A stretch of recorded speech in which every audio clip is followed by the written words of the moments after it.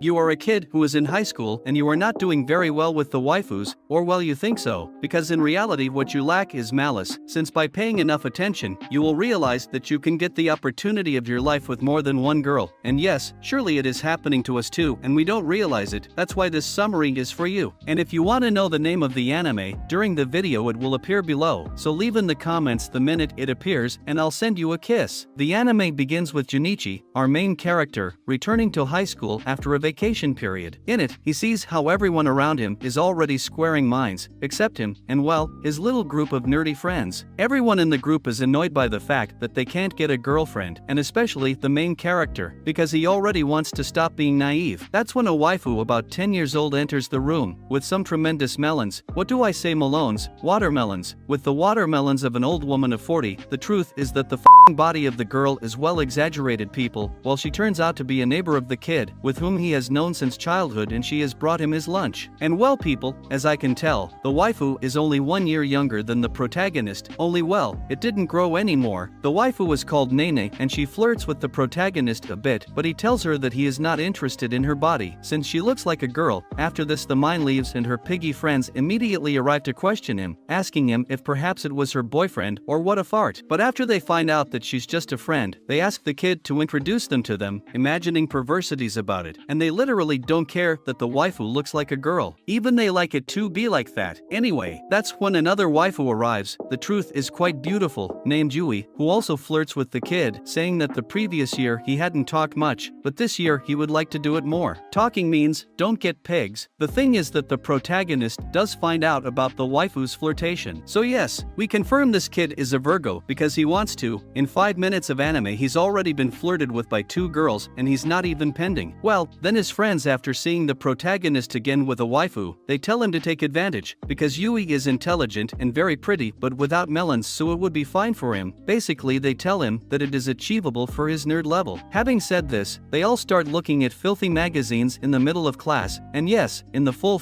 class, while the other waifus watch them, and even so they wonder why idiots don't get girlfriends. After this very embarrassing public behavior, the protagonist thinks that if he keeps hanging out with them he will die like a Virgo. However, this does not seem to matter much to him, because one of the magazines receives him after seeing the succulence of the cover. In that he hears that a girl calls him and from fright he drops the magazine, it falls to the floor and the waifu steps on it, telling him to stop being dirty and better go see those magazines at home. The unfortunate protagonist, who was just grabbing the magazine, apologizes on his knees with a tremendous face of shame, and the waifu, who turns out to be a gal, for the uneducated, the gals are the girls who care a lot, too much, enough, about their beauty, while the gal she leaves indignant after seeing the kid. Sometime later the nerds already investigated the life of the waifu, because they already know that her name is Yame and Yui, and they also show the protagonist a little book, where supposedly the behavior of the gals is explained, and to say of that book of dubious origin, gals like Yuma are quite hot, so the main character imagines doing little things with the waifu. And if I leave it to your imagination, and well, while the kid was fantasizing, the nerds already decided that he would be the one to ask her out. Junichi appears sad and indecisive, but the blue-haired nerd named Shinpei convinces him by telling him that gals are easy, and all he has to do is get down on his knees and ask for it, after which they grab him so he doesn't regret it, and they send a letter to the waifu to meet him at the end of classes. That's when the classes finish, Yukana reads the letter and out of curiosity goes to the appointment. The kid can't believe that the waifu is gone and is dazed thinking about what the hell to do, however, in that he remembers that the blue-haired nerd told him that he could do it with her if she would kneel down and beg. So he does, to which the waifu responds with a what a loser, but well, with Junichi on the ground, the waifu remembers him as the pig in the magazine and begins to mess with him, finally asking him to stop pathetic and gets up. However, the kid likes what he sees from there, so he doesn't get up and tells him that once he dedicated Tio something he did not give up. After seeing that the protagonist had some character, the waifu is less aggressive and asks him what he likes about her, and the truth is that he just wanted to make delicious with her. Yes, the protagonist is quite a pig, but no, he can say it just like that, because they would send him to the dick, so he replies that his bad character is what he likes the most. However, the waifu doesn't believe him a damn and tells him that she knows that what she wants is to stop being a Virgolini. Here the kid wonders if the waifu can read minds or what the hell, so nothing with the face he put on finished revealing. Also, Yukana has realized that the main character doesn't get up, it's because he's looking at her panties. However, this doesn't seem to bother her very much, because she bends down and invites him to go somewhere alone, giving clear signs of flirting. Wait, then if the nerd was right about the gals, which almost almost ends up being confirmed when the waifu pokes her melons out, encouraging him to see more. Yes, when he already has it very hot, she makes fun of him because after his reaction, he has managed to confirm that he is a first-class pig. Why? Well, after seeing that the mine turned him on for nothing, the protagonist is a little sad, but right away the waifu asks him if it was true that he likes her. Here the kid senses that it is another joke to humiliate him, so he doesn't respond and decides to leave so as not to make a fool of himself anymore. But Yakana stops him by the arm and corners him against the wall. Having placed the melons 1 centimeter from her face, she confesses that she likes him. But not only that, but he likes him a lot, so after all they could date. Wait, how? And yes people, the mine after all did accept the protagonist's exit, all thanks to the piggy blue-haired nerd. I want friends like that, the f***ing motherfucker. Although looking at it, his real intention was to screw the main character, but hey, I'm sure that if the nerd had known that kneeling would say yes, he would have done it 1,000 times until he ran out knees. Episode 2. And well, people, now we see the thoughts of the protagonist and how he walks without believing what happened to him, but even so he imagines a very dirty scene that we cover because they already know how the guy gets ant. Anyway, the next one day we see the blue-haired boy arrive at the main character to ask him how Yakana rejected him. The kid tells him that it went very badly to humor him. Given this, the nerds tell him not to worry, because in the end it always turns out that way when it comes to women, and that no matter how many times they reject him, he can always count on them. Well, at least the kids are loyal to their peers' club, but that loyalty is about to fade since the protagonist receives a selfie from the waifu out of nowhere, and he is immediately expelled from his group. Although, well, that expulsion did not last long, because now Shinpei, who thinks he is the most popular of all and is as naive as the rest, could that this man gives the kid another piece of advice, telling him to take the waifu to karaoke. Well, that's where the popular guys often get a place to get intimate, explaining to him the way in which he must act to achieve the objective, giving him a series of conditions that must be met to do it with the waifu. Well, the four-eyed becomes quite intense and even begins to bleed, ending with a fake death. But I'm sorry people, but I have to laugh. Later, we see the protagonist arrive at the living room and find Yui, who offers herself as a psychologist so that she can tell him about her problems, since she has noticed him out of place the last time. But when these two are about to talk, the one with the melons arrives, grabs his arm and tells the whole class that she and Junichi are dating, which, yes, surprises everyone. With this public statement by Yakana, the kid once again earned the scorn of the nerds, who leave without looking at him after the class is over. There the protagonist tries to recover the relationship with them, but they already have a lot of anger with him so they leave him only. Later the waifu grabs the protagonist and takes him out of the high school. On the way the kid wants to know where they are taking him, but Yakana replies that they will go to a place where they can shout loudly and feel good. Wait, how? This is how they go to karaoke. Don't worry, I also thought they were going to a hotel. While there they enter the karaoke room where they see and notice that this space is for singing and not for making delicious food. In the end, if the Four Eyes was right, despite being naive he knows all the tricks. This is where the waifu gets a little closer to him, and the kid already begins to fantasize. However, the waifu did go to sing, and not to do dirty things like Junichi's pig is imagining, so he has no other option than to sing with the girl. After having a wee scene yandel, Yakana takes off his coat and the protagonist interprets it as wanting him to kiss her, so he approaches to do it, and it is precisely there when the waifu interrupts him, telling him that he has a hair on his nose. Nua, how are you going to tell him that? But hey people, the positive thing is that the girl did that because she was nervous, because she considers that it was too soon to kiss the protagonist. The downside is that he didn't say anything to the kid, and he is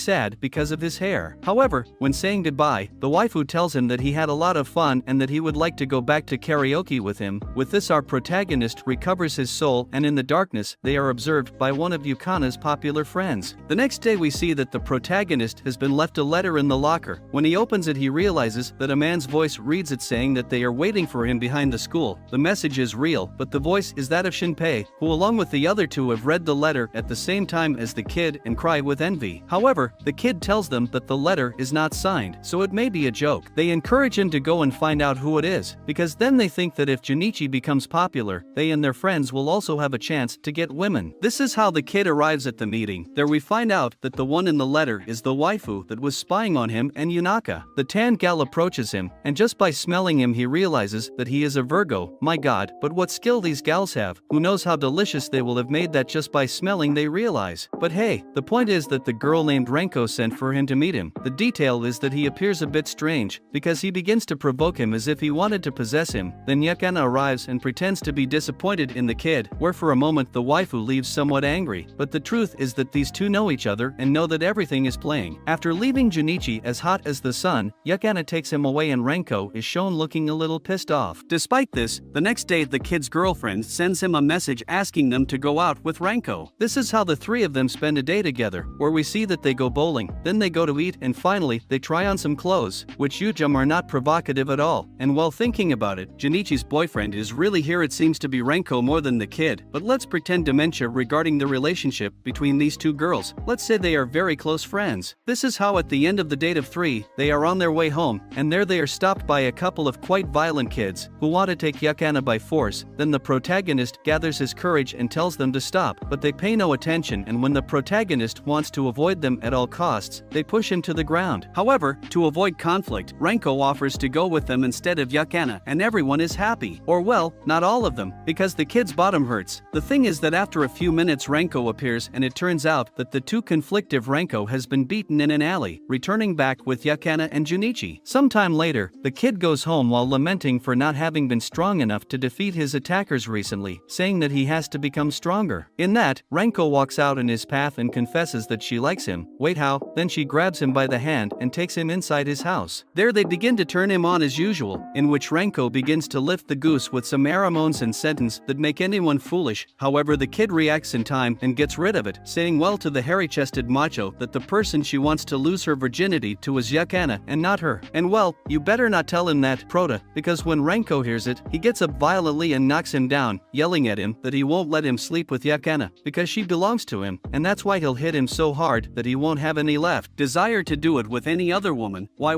would damn miss? Well, the waifu was there, and when her clothes begin to break, Yakana enters, who claims to have heard everything they said. However, the waifu was lying because in reality she did not hear anything, and she eats the story that Renko was doing what she saw to test if the kid was faithful to him. But the reality is that Renko is attracted to Yakana. There the waifu thanks her for doing these things for them, because she thinks that she does it because both the protagonist and her matter to her, thus telling her that she loves her very much. There the brunette remembers her childhood, and since she always got along with her, so that's when she becomes sad and starts crying. But well, the next day the protagonist is on his way to class when he meets Renko, who angrily makes it clear to him through the language of madrazos that he should not say anything to Yakana. All this while the waifu at the beginning of the anime looks at them with a lot of anger. And yes, something tells me that the protagonist is slowly forming his harem of gods. Chapter 4. Well, after this, we see the waifu Yui, who has always been very popular, but not only this, but she saw everyone as simple objects, seeing their faces with a piece of paper on top. But in that he listens to the prow who wanted to give him something that he had dropped, where when we hand it over we see him disguised as a dog, giving us to understand that it was the waifu's dog. Anyway, there in a change of scene, we find the protagonist watching different gals in streaming. He did this to learn from their behavior and improve as a boyfriend. However, there he meets a waifu who is especially attracted. But well, this is how we move on to the next day, where the protagonist, when he gets to class, realizes that his friends are also crazy about this waifu on the internet. But there's the one with the glasses. He notices something, and it's that he feels like he's seen that girl before. However, no matter how hard he tries, he can't remember who he was. Sometime later, our protagonist meets Yakana to eat, in which he begins to imagine a romantic exchange of snacks, but when he comes to, he realizes that this would not happen because Renko was next to Yakana, and if indeed Renko did not lose his footing to the waifu. Also, Yui arrives at the table looking for the main character, and she wanted to ask him to speak alone. However, when she saw that Renko began to yell at her, she decided it was better to go and talk to the kid at another time. This is how later we see the protagonist saying goodbye to his girlfriend, and behind him is Yui, who tells him that she was looking for him before to help him carry some things. For this reason, later we see them in a cafeteria. Wait a minute, aren't they going to shit things? That Yui doesn't lose one, she already managed to take the kid for herself. Well, while there they talk a little about the kid's relationship with Yakana, where the kid tells her that for him it's all very strange, because he never thought of being a boyfriend with his waifu. But well, in the end nothing strange happens, or maybe yes, because that's when the waifu approaches the protagonist and begins to flirt with him, telling him that they were alone now, and that they could do whatever they want. Perona people, all this was imagining the pig of the protagonist. In the end nothing happened. We see the strange thing the next day when the kid arrives at the living room, because as Yui realizes that Yakana is seeing him, she throws herself on the arm of the protagonist, thanking him for the coffee yesterday, as if to make the waifu jealous. Meanwhile, we have Four Eyes watching the video of a gal streamer, in that she senses that her voice sounds familiar, so she decides to record her classmates. After collecting all the information, he concludes that the famous girl is Yui herself. When he says says this Ranko listens to him and finds out everything. Later, Yui takes the kid to the roof and confesses what we all knew except him, that she is in love with him. She also asks him to finish with Yakana and to get together with her. Given this, the kid thinks about it, but he decides that he won't do it because he really likes Yakana. After the answer, Yui throws a tantrum at him and shows him her true personality, telling him that he belonged to her and that he should do what she said, blackmailing him like this by showing his girlfriend a video that he recorded while they went to the cafeteria.